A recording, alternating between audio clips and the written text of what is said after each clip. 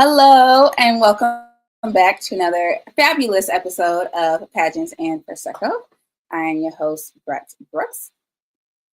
Where is my banner? Let's just make a new one. I'm your host, Brett Brooks here. Excited for this episode is another goodie.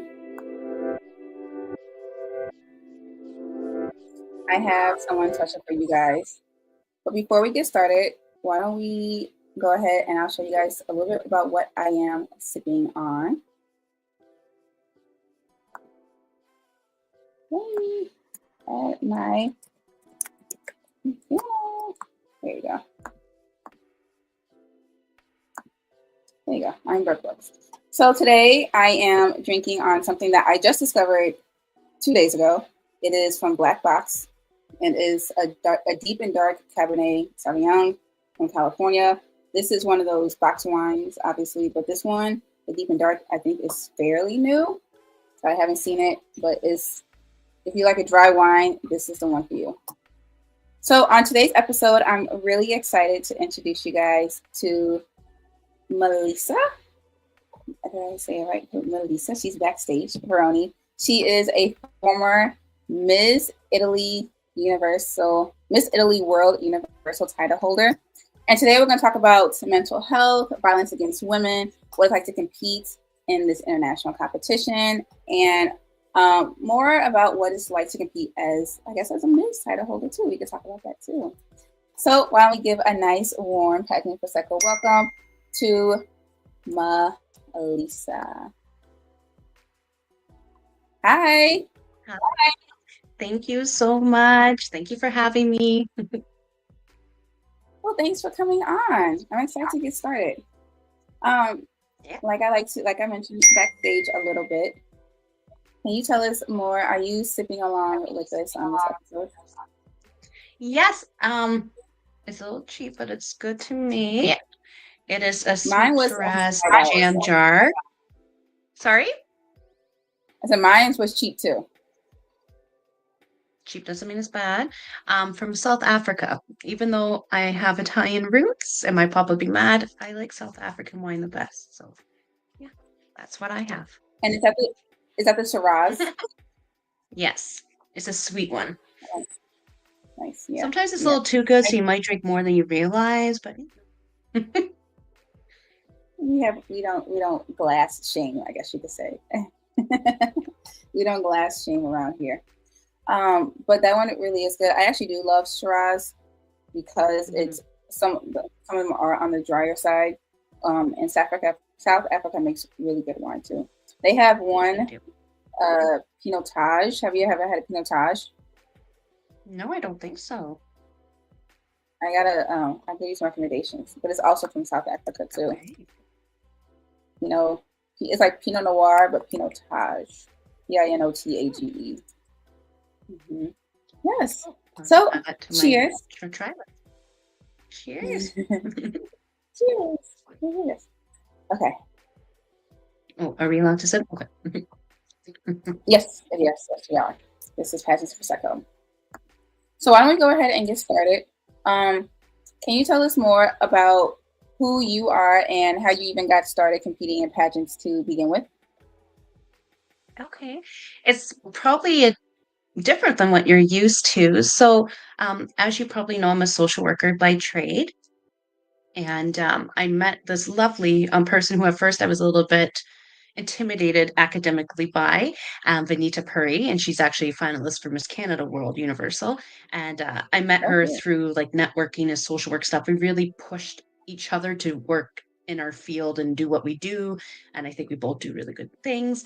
And she was competing in this thing called Miss Canada World Universal. And strong army, as I would like to say, but actually convinced me to compete. And to be honest, it was the first I've ever competed in a pageant. It was actually during COVID in Canada, so everything was virtual because we weren't allowed to really do anything outside of the house. And from there, I actually surprisingly fell in love. And I used to have a lot of misconceptions about pageant world, and since then, it's actually really changed my life. And I was honored to have the title of Miss Italy World Universal in 2021, 2022, and go to internationals. And actually came second runner up, which really surprised me because I'm actually very new in the pageant world. I went to have fun. I went to network and Yeah. meet brilliant, breathtaking ladies. And that's why I got into it. And it's really nice to also hear from people who are new to competing in pageants, because I feel like when you are new, sometimes you do perform better, is something that Mm, I've noticed. And some people who are seasoned with a certain pageant organization also do well. But I think when people are more green to our industry, they kind of have no anticipation of what to expect. And so it's a little bit more easier of an mhm. environment for them to come in. Do you feel like you did? So did you? Were you appointed Miss Italy, or did you go Yes, compete for Miss Italy? I was appointed that, but to be honest, a lot of people really upset that I didn't place Miss Italy. So there was a bit of a drama, shall we say. And I actually got permission from the consulate, both in Italy and in Vancouver, BC, just kind of a province over from where I live, to represent Italy. So I went up the chain and made sure I was able to have this honor. So yes, I was appointed. That's like a big deal. You really did your due diligence.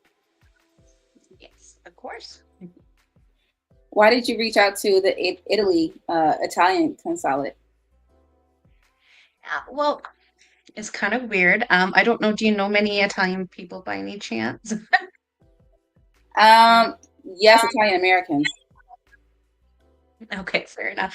Italians can be very particular, to be honest, and Oh, it's similar to like a Chinese culture where it's like I don't want egg on my face because I'm fair skin. I look more like my mother who was from Sweden, right? And I was very nervous because I'm not fluent in Italian anymore, and I had my own personal kind of um probably wasn't fully fluent actually, but I wasn't like feeling like I actually could do it justice. It was such a huge honor.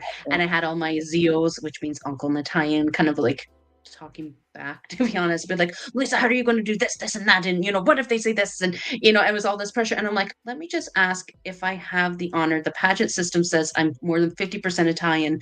It passes their whatever, I think it was an eighth or something, right? And I'm like, mm. and this is what I want. And so Fabio and Fabrizio, in two different countries. I'm like, this is what I'm planning on doing. And they actually were so happy and they gave me their grace to go. And I'm like, okay, I guess if the consulate says yes, my uncles can be quiet. So yeah, that's what I did, to be honest. Yeah. I um, saved that do email. you feel, Yeah. do you feel like because you had that permission, you kind of felt more at ease representing your Italian side at competition, and whatever anyone says to you didn't matter because you had the consulate's permission? I think that helped me and like growing up with different cultures, like one generally tends to dominate. And so it was more of an internal struggle. So I do think it actually helped me feel more confident in it. I, it Gotcha. was more of a me thing than the system thing, if that makes sense. Yeah, it does. Can you tell us more, going to the pageant system? Can you tell us more about what it took to compete for the official title? I think I put universe, but it is universal, right? Universal, yes. So why I actually went with that system in particular was because they're trying to redefine what beauty is. And I find a lot of times women and men, of course, we have this, traditional standard kind of, hold to us kind of definition. And we miss so much wonderfulness and beauty. And it was also Queens of Service. And I'm like, I do that for a living. I'm like, I can use this platform to talk about my social work issues. So macro social work is one of my loves, and I could talk more about that later. But it's just like it was a platform for me to do it. Um, I also didn't like doing it because I'm also not used to being on stage anymore, being on camera. I specialize in narcissistic abuse, so I like to stay away and be in the background.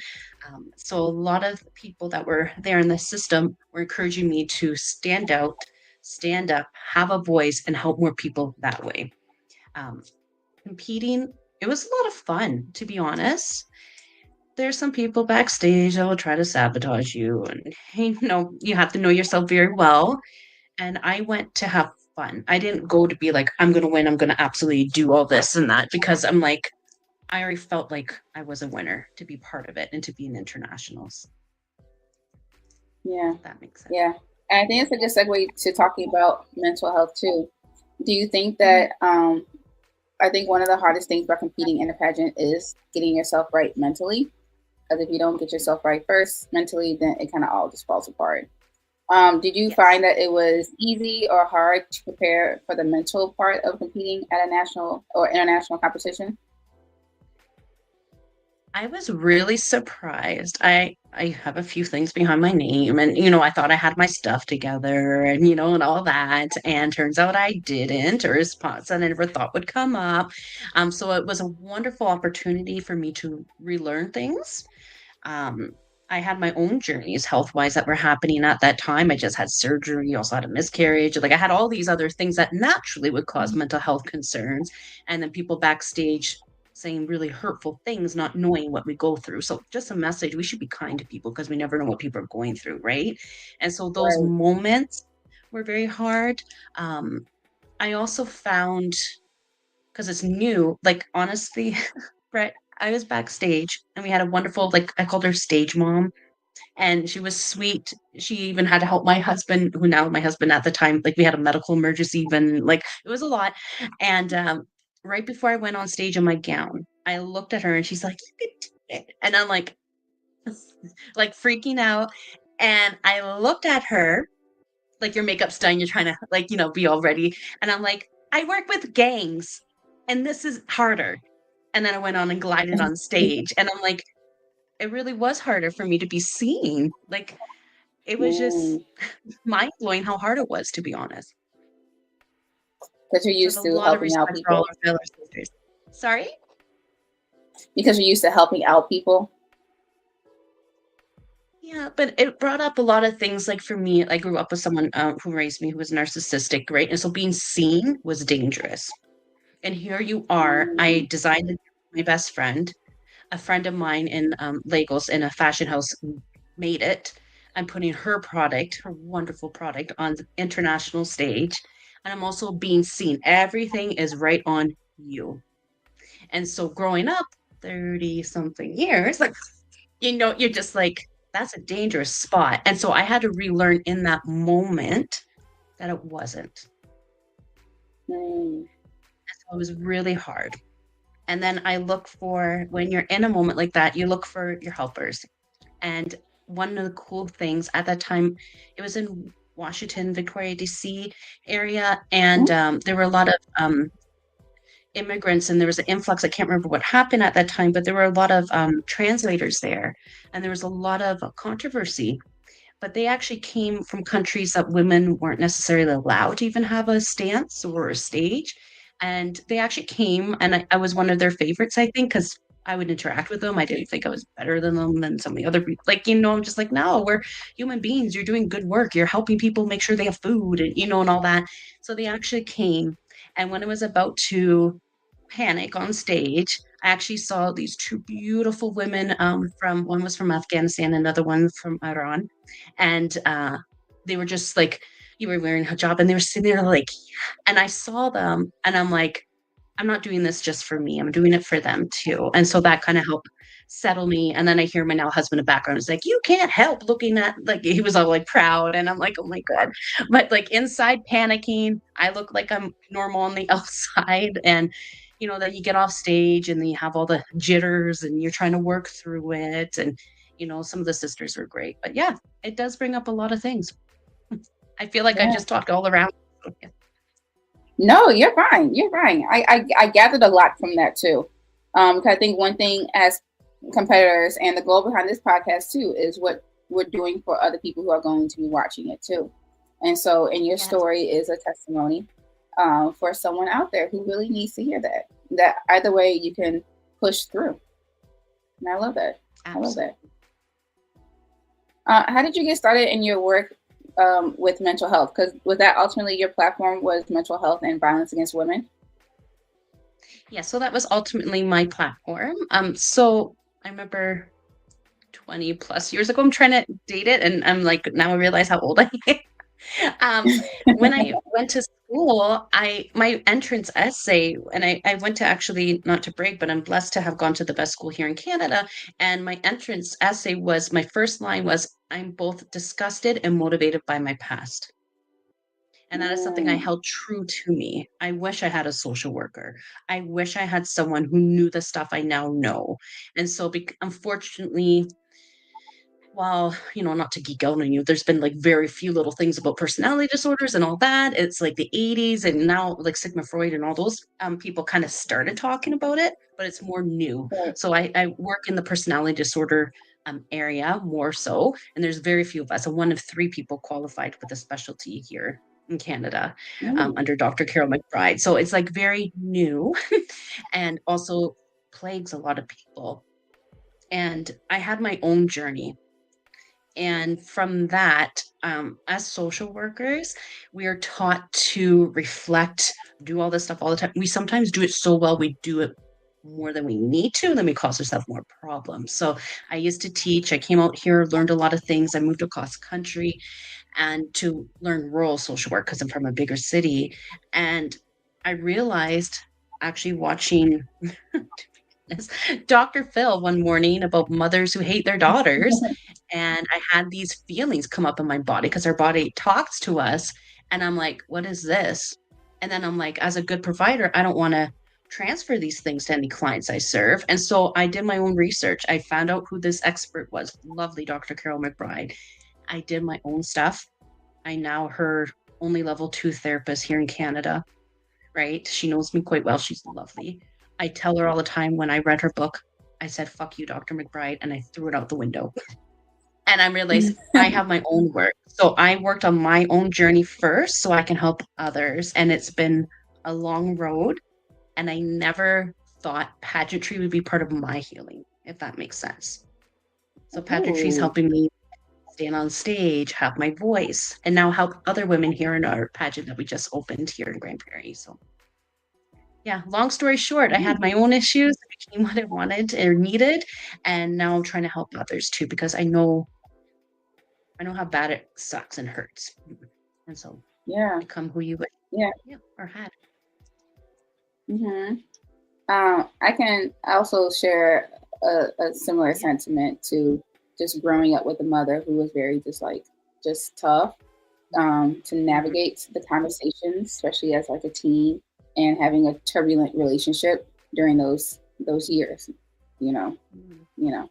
I wouldn't put a label on her mental health, but I definitely think that there was something there that was mhm. undiagnosed. You know, Yeah. so I'm I sorry. sympathize with that. Yeah, absolutely. And women don't necessarily get diagnosed with those things, right? Or, certain things too are get overlooked. And it doesn't mean it doesn't take away the pain that you experienced. Hmm. Yeah. Right, absolutely. I think the best thing too is identifying it and trying to break it for your child. Like knowing that this is what you don't want to happen moving forward with your kids and your next in the next generation. Breaking that generational curse. Yeah. Yes. And I think that's one thing that's Absolutely. really prevalent to a lot of what I hear about Black women in the community is Mhm. that their moms were just like really, really tough on them and then kind of like took it easy on their brothers or something like that. Especially like if you're like the Mhm. oldest girl in the Black community, a lot of times you have like a lot more responsibility and a lot more um what's the word I'm looking for? Like a lot more placed on you to accomplish. And it's like you just kind of want to be a kid. Mhm. And you kind of want to make mistakes without being like judged or chastised. Absolutely. Yeah. A lot of responsibility and expectations and little authority, and it actually shapes how you are and and so you probably became a people pleaser would be my guess, among other things, right? And because that's how you get your worth or protection sometimes. Mm-hmm. Yeah, It's that's really pretty hard. good. Yeah, they're spot Yeah. on. And then we have cultural When you mentioned, limitations and all this other stuff. Absolutely. yeah, yeah, and so I think it's really important for this generation to even just know some of the traumas that Gen, you know, X put on us, Hmm. so we can break it. I think that's one of the things I'm learning more, at least in the Black communities, that we do see this happening, or we did see this happening, and they're trying to adapt. You know, I think it's kind of how you Yeah. get a lot of like gentle parenting now, or people who give their kids choices, and things like that too, because they didn't have those that level of freedom themselves. Mhm. Well, Yeah. Okay. When you mentioned that you were one of only three people certified in Victoria, what are you certified in? a number of things. So the one, actually in all of Canada. So I actually live in northern Alberta, and so the one in particular that I mentioned with that is called "Will I Ever Be Good Enough?" Provider, and that's a very specialized program for helping children, like adult children, typically, who survive narcissistic abuse from a parent and or a relationship, because sometimes we repeat those patterns. And I think there's now two level ones in Ontario, which is great. So that's like a 4-day drive from where I'm at, and so I think I'm her only level 2 right now. There's a few throughout the world, and we're trying to build that. And also like a certified personality disorder treatment provider, so helping people who struggle with that, and a certified trauma provider. I'm also a social worker. I'm a designated capacity assessor here in Alberta, and I have the pleasure of, there's a few others, and I also have the pleasure of sometimes having the honor really of teaching future generations and um, mentoring them as well. And yeah, I guess that comes with age, but yeah, that's some of the things I do. For people who are interested in going into the mental health field, what are some different avenues that they can do to kind of even start? And what's a good thing to study in undergrad, or certifications to get if they are interested in pursuing this path, either full time What? or even like part time? Yeah. So, what state are you in? Because it's very different in the United States. I'm in Illinois. Illinois. I'm hoping to actually come see you guys in November, I think it is. And so really, the first thing I tell students all the time, I don't know if I can swear on your podcast, so I'll be PG. The first thing I tell Yeah, all students and mentees is to deal with your crap, because we all gotcha. get into the field, but we don't necessarily deal with it. So we get into it, whether consciously or subconsciously, to try to work things out for ourselves, myself included. And we're dealing with people's lives, right? And so we have to be very aware of that. Education. So I moved up to rural Alberta, which is very different than Toronto. It's kind of like going from Illinois to, I don't know what be a very rural place in the States. And it's like 1950s up here, right? And so they had Oh, two master level social workers. So I was the third one. So they call me like the OG up here. And I was like a big fish in a little sea. And because they just needed so many people, they actually had people just do it for the goodness of their heart. And that's not okay. It's good to have a good heart, but you also can't do damage, right? So get the education. If you're looking at mental health, things like social work, psychology, sociology, generally speaking, I think you also have different counseling programs in the States. I'm not as familiar with, because that's more of an American thing. But there are lots of programs there. I also strongly recommend volunteering first. See if you like it. I know, mm-hmm. unfortunately, a lot of my colleagues in the States, and I have the honor of working at different places in the world and, mentoring and being part of amazing teams, because that's like one of my loves. Um, they don't get paid. They really don't. And they're actually maybe potentially at best above poverty level. And then they have hundreds of thousands of dollars in debt, right? So see if you like it. It's hard emotional work. It can also be very dangerous if you work in child services and other programs and stuff like that. So get a feel for it, get a mentor. get 5. If you can have 5, that's great. And don't have them all the same people. And, ideally different kind of specialties and ages, because then you can learn. So deal with your stuff, get treatment yourself, ongoing treatment, right? Make sure ideally you can live your walk, and talk about that. Get education, get volunteer experience too to feel it out, see what you like, what you don't like, and mentorship. Huge. So those would be my things I would recommend. Oh, thank you for that, Karen. I'm sure somebody would. I majored in psychology as an undergrad. So I Awesome. was like dead set. I don't think I really told many people this, but I was like dead set on being a sex therapist. And That's one I of my was really specialties. like, Nice. Yeah. yes, yeah. And I was really like, I want to be like a marriage and relationship therapist. Mhm. Yeah. Is that what you do? Do you work Awesome. with couples? About half of my clientele are couples. Yeah. So I'm trying to find a way to marry narcissistic abuse and personality disorders with sex therapy because I spent 20 plus years. I used to be like a research producer for the top sex therapist here in Canada on Passions TV, and I've done a bunch of stuff there. But what people don't realize, you probably know this, sex therapy is a lot of trauma work. Mhm. So is personality disorders. And so I deal with trauma all the time, and they actually connect quite a bit. So there's a lot of overlap. So I don't feel like I wasted 20 years of studying and working in this area with 10 plus years of this area, if that makes sense. Yeah. Yeah, no, it does. Yeah. And the trauma is one reason why I left because why I switched majors. And I was like, I Okay. don't want to. Yeah. I You don't I want to do I, it. I Yeah. grew up watching. Yeah, I grew up watching Dr. Ruth, which I probably shouldn't say because I was like a kid. Dr. But I was just Ruth. Yeah. yeah. And Dr. Laura Bierman, do you know who she is? She was on Oprah a lot. Yep. Yeah. Those are people who I used to watch. I'm like, oh, I want to do that. I would love to do that. What? But So then I the realized it trauma, was I like, feel like it wasn't for you. no, mm-mm, No. Okay. mm-mm. Fair enough. Once I started to study it, like you said, volunteer and see if you like it, then I was like, no, I don't like this. I don't like this. Yeah.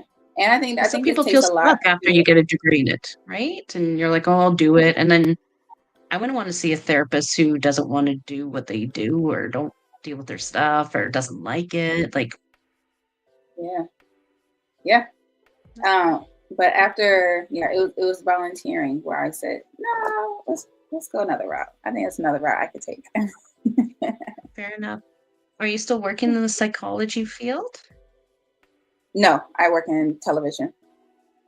Yeah. Okay. Well, I realized you want to watching them. psychology television too. Yeah. Yes, yeah, I want to be a TV psychologist. Yeah. So Awesome. maybe no actual patients. Yeah. um, I know you also want to talk about violence against women.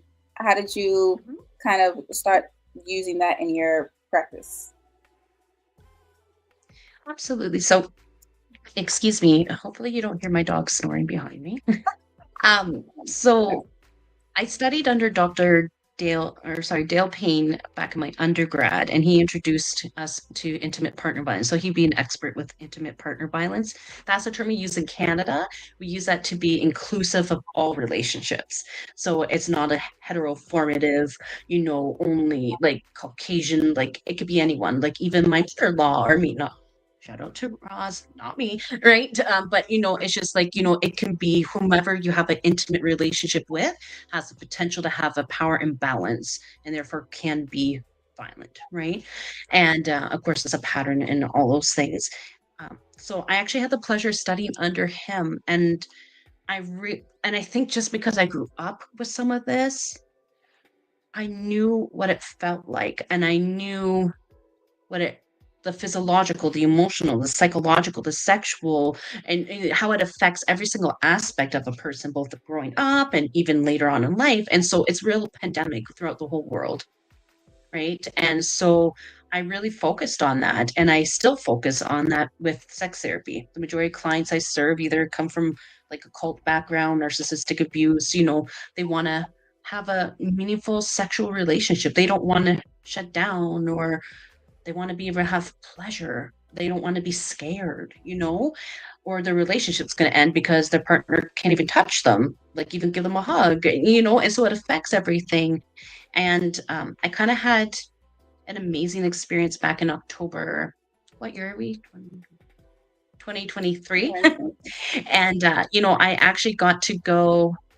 That's so bad. I don't know my dates. I used to go and, do different presentations talking about the importance of it. It's not just women, men also get abused. And so a lot of clients I serve are men, right? The statistics right now and all that are, with women and children. And I've done a lot of education groups, support groups, teaching different communities here as well, like what to look out for, especially working in the LGBTQ community. In women's shelters, we're very surprised to hear that not all females are friends. They could actually be their partner and who is actually abusing them, and how to like screen for that. So I've done a lot of work because I really want people to be happy, healthy, and safe. Like that is my goal.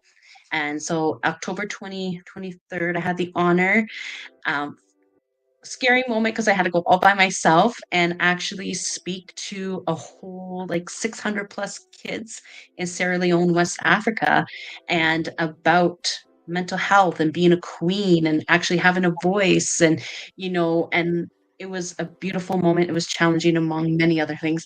And, letting them know that they can stand up for themselves and how to fight, without causing more harm, if that makes sense, right? And so, like, I try to do a lot of things with that because I don't think anyone deserves to be hurt or have abuse or pain. And so I really try to find ways to just help people with that. And I, I don't know, I could talk about everything. My head's going like a mile a minute, but I'm like, you might just have to ask me specific questions. Yeah. No, you're fine. That was good. Did you end up using that as a title holder? Did you talk to men or women about violence, or young kids about potential relationship violence as a title holder? I literally just had an interview yesterday with our new queen for Miss Folder Woman competition, and she asked me some of the question, and I'm like, I actually was annoyed because I'm like, I have some credentials behind my name. That should be enough. But apparently, having a crown makes a difference. And so I'm like, okay, I have a crown now. People want to listen to me. Okay. And so I have to kind of get over that because I believe we all have a crown, regardless if we have it on our heads or not. Right. And so I have used that to get in there. And to be honest, that's probably the way I got into Sierra Leone. And I'm working with different people in different countries all over the world because they're like, we want to talk to a beauty queen. And I'm like, hell. I'm like, okay, yeah, let's talk. I don't know if that's been your Yeah. experience. Like the crown just opens up doors. Mm-hmm. Yeah. Yeah. It actually has. I think a lot of times, well, lately because of my job, that also kind of helps too. Because I was working in TV, so it also helps too. But I feel like it's the same kind of platform and credibility too. Is by having a title, you automatically it gives you more validity to your platform. Very good. Yeah. Absolutely. So before I let you go, I always like to ask people for a book recommendation. And I believe you have a special book that you can recommend for us. Yeah, you told me what I should because I didn't think about it. Well, there's two. One I'm reading right now Okay. when I have a moment. So the Mental Toughness Handbook. I don't know how to say this Okay. lovely person's Damon. I sorry, I don't know how to say his name. Oh yeah. I don't either. I don't want to butcher Damon names. though. Damon's good, yeah. And what I like about it's short, it's practical. So a lot of books, like even as therapists, I try to find books to help clients kind of expand what they learn in sessions and have something practical to do. So I like this one. And try not to sound cocky. I had the honor of recently being a co-author in this book that actually, I think in the States, I think it was one of the top sellers at the time it came out. It came out right around my birthday back in December, and I just got back into country, so I have my pile here. and it's called Taboo Stories That Can't Be Told. And in here are fantastic, amazing, amazing women that made a book baby with me. And it was hard as hell because I shared part of my story in it, which I usually don't do. And as a therapist, as you Mhm. probably know, you want to be very careful not to traumatize people or for them to like kind of be worried about you or anything like that. But we also give tips too.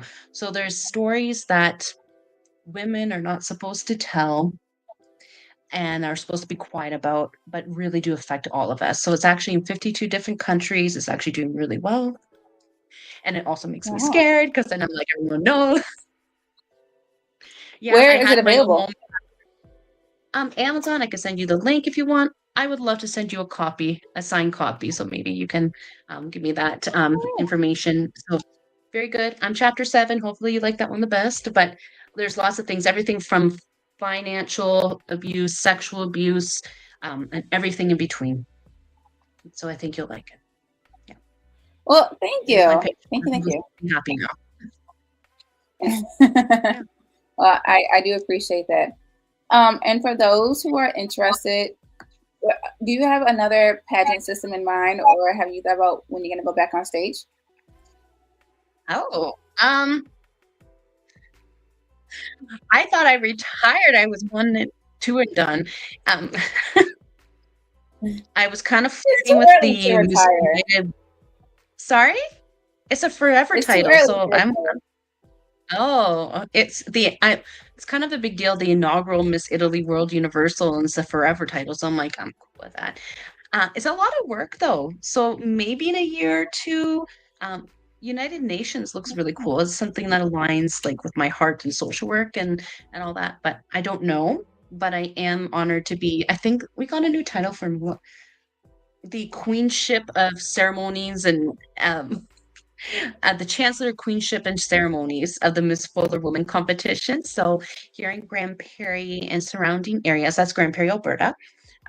We just had our first event here April 5th, so like 2 weeks ago, where we help ladies with curves and confidence. And it was amazing. We had a lot of things stacked up against us, and it was just beautiful just to see the growth where they couldn't even look you in the eye and now they're on stage in bathing suits. They're talking like some of them got raises, some of them like, had healthy boundaries in the relationship. And it's all about confidence and anyone can, be part of a pageant system or competition. And so I kind of been focusing on that on the side more.